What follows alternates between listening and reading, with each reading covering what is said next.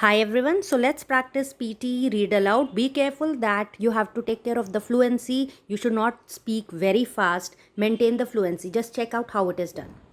This is the first text. Fortunate is the young man who has received the right type of training for business. Such training will make him a more efficient worker, no matter what his job or profession.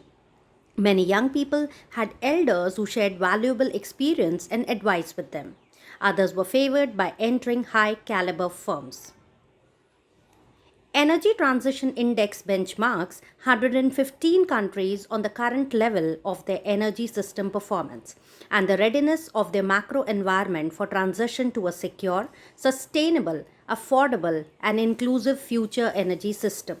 It enables policymakers and businesses to identify the destination for energy transition, identify imperatives, and align policy and market enablers accordingly.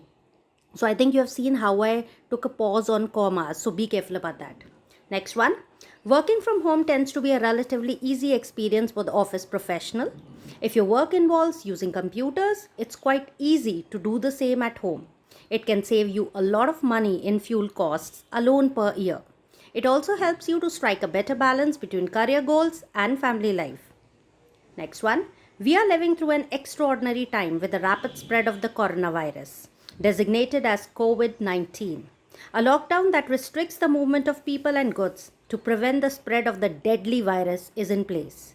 Citizens will not only be allowed to leave their homes for essential work and purchasing food or medicine.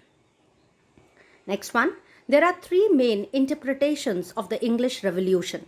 The longest lasting interpretation was that the revolution was the almost inevitable outcome of an age-old struggle between Parliament and Crown. The second sees it as a class struggle and a lead up to the French and other revolutions.